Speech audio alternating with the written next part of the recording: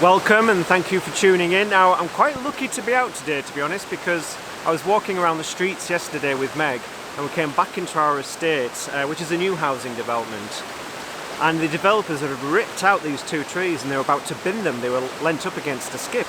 And I said, you can't do that, you can't bin those fabulous trees. So I decided to take ownership of them, drag them up onto a hillside behind our house and proceeded to plant them, which turned out to be a bit of a mistake from my back because I spent the rest of the afternoon laid on the floor, stretching, popping anti-inflammatories and just trying to get it feeling a little bit better so that I could come out today. So yeah, I will have to be very careful. However, that was the intention today anyway, was to take it steady and just have a scouting trip. The forecast was showers and sunny spells, but instead we've got heavy drizzle, there's a little bit of fog higher up. So you never know, I might find something really good, but I'm keeping my expectations down because I'm exploring a side of this woodland which I don't really know much about yet. I'm typically this side of the stream, but I'm going to go that side and just take you along for the scout with me. You know, have a wander, see what we can find and keep our fingers crossed that we find something really quite cool. So yeah, let's go and have a wander and see if we can get into some of that low cloud. Come on then, Meg, this will be easier for you. I don't want to fall over in this. Ah! Come on, Meg. I know it's exciting, but don't be running off.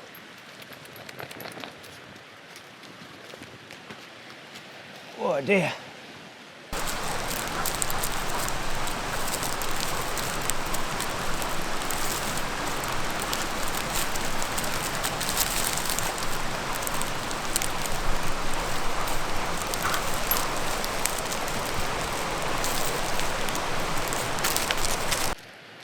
Oh, this is just wonderful.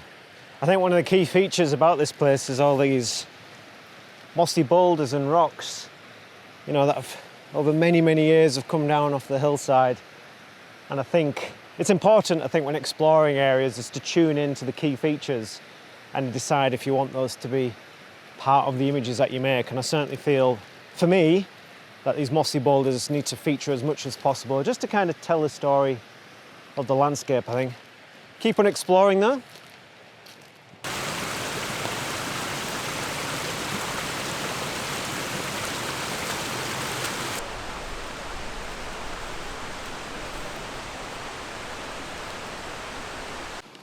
Well, this is looking very promising. So we're starting to move a little bit away from the river now. And I'm seeing all these boulders, starting to see some spacing between the oak and birch trees. Certainly a lot of character. So my objective here would be to firstly be open-minded, anything that might potentially catch my eye, and sort of slowly move around this area to see if we can get some lovely arrangements and relationships between the trees. But really it's just to get a feel, because I don't think this location can be rushed. Not that any woodland location can be rushed, but in particular, the complexity of this place certainly lends itself to a very slow, considered and deliberate approach. Oh, look at that birch tree. Look at that. That's wonderful.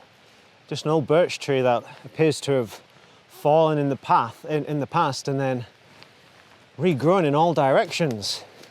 It does not give a damn about how it looks. Look at that. I would, standing further back, you could see an opportunity to include more of the surrounding area. So that's what I'll typically do, is stand back, assess everything, the wider context, slowly move forward and decide, do I want to show this nestled within its neighbours, or do I want to hone in and get a little bit closer to some of these characterful shapes? And stepping forward, I think my gut is telling me that it's the characterful shapes that need to be captured, and seeing if I can make sense of that with the background without falling on the rocks. Wonderful, really beautiful. Okay, so my objective today is a little bit different to normal, because usually on a photography outing we're hoping to get, you know, as many nice photographs as we possibly can. Whereas I think my priority today is to explore and find as much as I possibly can for a future visit. So I think there's obviously a variety of angles that could be used on this tree. And I'm sure it needs more time that I'm going to give it today. But for now, I at least want to make an image and document this wonderful tree and its location. So I'm not going to take the tree in its entirety right now. I'm actually just going to hone in on its main feature, which is its base at the point at which it snapped in the past, and still has some connection to the ground there, has some sort of secondary growth from it. This beautiful kink, which seems to be a common theme from what I've seen so far of trees within this woodland, is these kinks and then regrowth. So I just want to bring in that lovely kink, the nice sort of soft light and, on the moss and the texture of the bark, the other branch that sways up and meets this one at the top, and then some of the contrasting oaks in the background. And I think that's probably going to be able to fit that into a 4:5. And then I can take this home, be quite analytical about the image itself, about the composition, and then revisit this beauty on another day. I think as I've walked up the hill, I think the fog sort of seems to have pushed further up the hill as well. I sort of seem to be repelling it today. Having said that, it is very thin behind there, so it is giving a little bit of a softening effect. So although this is really just a scouting shot, I still think it will look quite pleasant.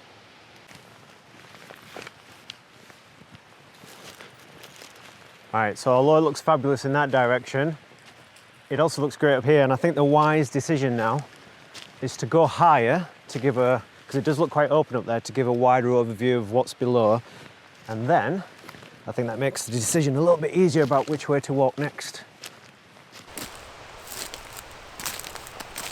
As you may have seen in my very first video, I always like to take phone shots just to try out compositions, but in this instance it's just useful to take lots of phone snaps as I'm going, so that the phone can plot the coordinates. So if there's anything particularly strong, anything particularly interesting that I definitely want to come back to. I think when you're trying to get used to a woodland as random as this one, it's quite easy to forget. I have a pretty good tree memory, but it's quite easy to forget where particular characters reside. But that combination of that old birch leaning against the oak is absolutely fabulous. Onward and upward, Meg, through this wonderful rock garden. Pheasant over there. That's it, Meg. I wish I had your legs.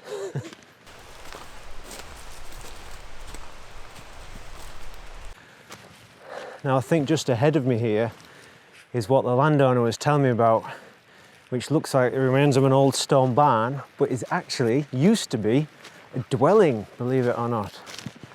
Come on, Meg, this way. Let's have a closer look. This way. Good girl. Blimey. It's hard to believe that somebody actually lived here. So looking at this, there might have been 3 rooms. So we've got the bigger room here, a small room here. Who knows what that was for? And then another here, which is slightly curved at the front. And this, I don't know how many people lived here, but you kind of like to think that there was 2, because there's a big birch there and a big single multi-stemmed birch there. So kind of romantically, you'd like to think that these trees represent the people that lived here. But I mean, can you imagine the life? It was the landowner that told me about this was actually a dwelling. So all these fields now, which are scattered with, you know, signs of ancient woodland, lots and lots of bracken. We get the odd sort of sheep roaming here and there. They actually used to grow crops here and harvest this land. And this is where they lived, you know, many, many years ago. And this is what I was talking about in a recent video about connection and understanding your subject matter and location, because knowing what this is now brings a whole new dimension to it and a whole kind of different level of enjoyment as well, I think, to understand what I'm photographing, because I would have just assumed that, I don't know, sheep were kept in here or something. But yeah, quite fascinating. So I've just moved up the hillside so that I can look down on these trees, and that's so that I can use the opposite hillside as a backdrop, so I'm not getting that harsh transition of light behind the trees from land to sky. And I do like the idea as well of including the trees here in their entirety, and playing with the idea that these represent possibly two people that used to live here. Now the backdrop isn't ideal because there's some growing tubes from where the landowner is trying to regenerate some of the oak woodland, which is a great thing, but photographically at the minute they're a bit of a distraction. So it's just a very sort of simple image as a record, as a concept for now. Including these trees, the wall coming down to what used to be somebody's home, some trees in the background as an added bit of depth. It's really quite a simple image, and the reason why I'm going for a simple one is because I actually envisage making an image in the snow, because they're going to be exposed to the snow here. I can imagine snow drifting up the wall side, plastering these trees. I think it would make a lovely shot, and I like the idea of showing this within conditions that highlight their exposure and some of the conditions that they would have had to endure while they were living out here. Probably quite a lonely existence in some ways. So yeah, just a kind of recce shot for now, something to play with, and then hopefully come back in some beautiful snow.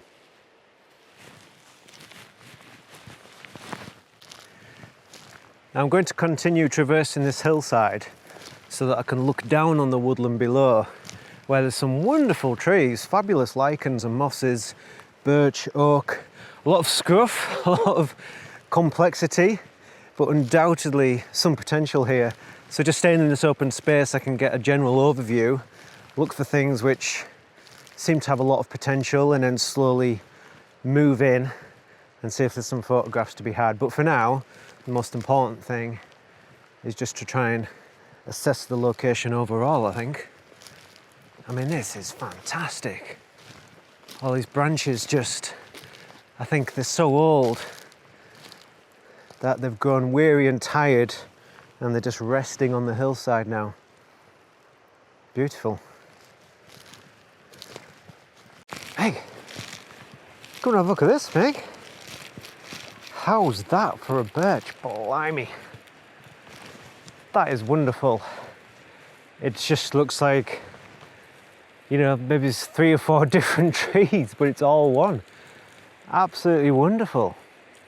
I mean, I just dread to I know the oak trees around here are hundreds and hundreds of years old, but these birch trees must be incredibly old too. Nothing like some of the slender silver birch that you often see photographs of. This is just immense as a birch tree, and I'm just imagining this at different times of year. In all honesty, as much as I love fog in woodland photography, I don't think a standalone birch tree like this really suits fog. Not unless there's some magical light to go with it. At the minute, it's probably flattening this a little bit too much, whereas I'd love to see some of the more intricate detail in there. But just a beautiful tree. I just love that kind of secondary tree coming up on the right hand side to kind of probably create a frame. As I said, I don't think these are the ideal conditions for this particular tree, although it's beautifully atmospheric now. I think I would like to see a little bit more light on this to show up some of its intricate details. But I do quite like the kind of subdued, soft colours, those branches hanging down and just, big old branches just bowed down and then just resting on the floor. It just sprawls out all over the place. I think as far as birch trees are concerned, this is one of my favourites. An absolutely beautiful, beautiful find. Now I'm trying to frame this up as a 5:4, one of my favourite crops. Framing things off with the branches, getting some of the nice arching branches at the top to frame the top of the frame.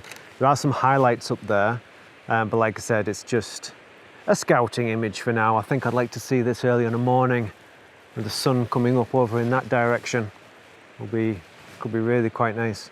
But yeah, fabulous find. Lovely. It's interesting, we're hearing a lot of talk about shooting local at the minute, because here in the UK we have no choice, we have to stay local. And I'm sure some people are loving it, perhaps some people are sick because they can't get out at all, and perhaps some people are a little bit fed up of shooting local and want to venture elsewhere. For me, it doesn't feel like a constraint whatsoever, because I've always photographed local. That's where my passion has been, that's where my woodland photography started, that's where it continues to develop and grow. So in many ways, I'm kind of loving this, and particularly because I have such a wonderful space here to enjoy all on my own. It's the private woodland that I was visited in the snow in early January, and it's nothing but an absolute privilege. And the more time that I spend here, the more I realise that I really need to concentrate and build towards creating a body of work from this place. If nothing else, I think because I'm so privileged and have so much gratitude for being able to shoot here and have this place to myself, it only feels right to work towards creating images which do it justice and is just a nice body of work that's representative of all the different characteristics and wonderful qualities of this place. Lots of challenges to go with it, lots of elements within scenes that you'd rather not have there. It's pretty inaccessible in the summertime, but yeah, I kind of quite enjoying the constraint of shooting local, and I'm constraining myself primarily just to photographing this place, so I know for certain that I'm not having any contact with anyone else. So yeah, quite wonderful, and extremely fortunate I am. Look at this twisted beauty, Meg. I'd love to see that in autumn time. Get some softening leaves in those branches. Wonderful. Actually, I'm gonna have to take a phone shot of this as a reference. Make sure I remember where it is.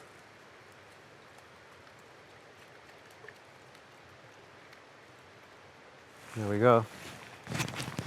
Come on, Meg. We'll start heading back soon. Now this is bonkers. It's quite typical actually of the oak trees in this particular area. They just sort of seem to grow over these huge boulders and then take on these most peculiar shapes. It's obviously been damaged at some point in the past and it started to regrow, and you just get this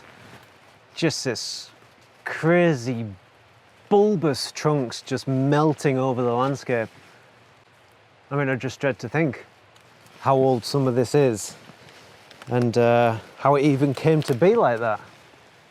Absolutely fascinating. But that bend there off to this branch here is, I'm kind of guessing that might have been the original trunk, and then this other one's just shot out and become like the main tree with the crown up there. Absolutely wonderful. Definitely need to get a phone shot of that one.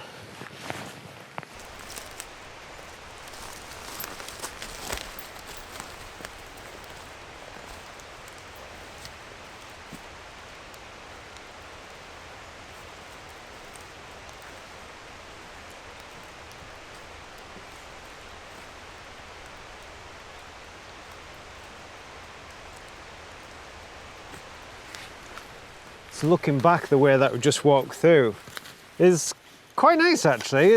We've got a fantastic foreground element with this oak tree, which is holding onto some beautiful orange leaves late into the winter, which is kind of echoed with some of the orange leaves in the background there.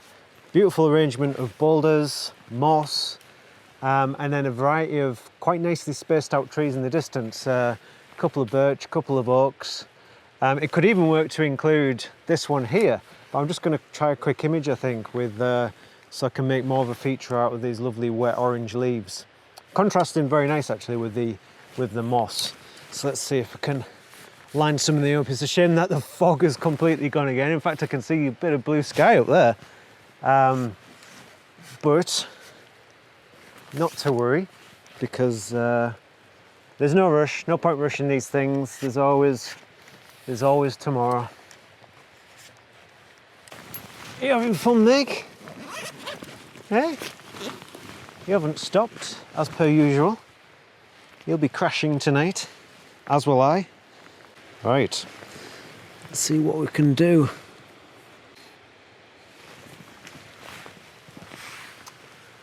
Okay, so the general concept here for me is that in terms of, I think the height's quite important because of these oak leaves disguising some of the background. I'm just getting them so they just sit above this big boulder that sits on the other side of this oak tree. But then in the distance, the base of the birch tree is actually nestled kind of within those leaves as well, so that we can see some of that, because I think the elements in the background are certainly important for the depth in the image. I don't always like pointing down with the camera because it can do strange things with the angles of the trees, but I think in this instance it seems to be absolutely fine because nothing is straight in this woodland anyway. The leaves are going to blur a little bit, but I'm not concerned. I don't see this as a final image. But I'm looking at a square crop at the minute. The reason for that is because it just seems to work in terms of bringing an arrangement of boulders around the base of this oak tree. Enough space to the right hand side so we can use the oak tree with the lingering leaves over there as a frame on the right hand side. And then just through the middle of the frame is where we get that feeling of depth in the distance there. So it kind of brings in some of the elements that I really like about this location. The mossy boulders, the wonderful oak trees, a little bit of depth and atmosphere, and a splash of contrasting colour as well. So like I said, it's a shame the fog's not lingered, but that's a nice little practice composition as it is there. And there we go, quite nice. I think it's definitely time I need to go and rest my back.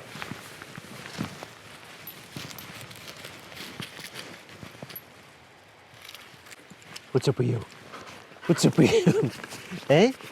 You wanting a fuss? You wanting a fuss? What's up? What's up? What's up? It's just too much to take in, isn't it, Meg? Eh? Ancient woodlands and bum scratches. You ready for your tea? You ready for your tea? Come on in. Come on in. Let's go. Let's go.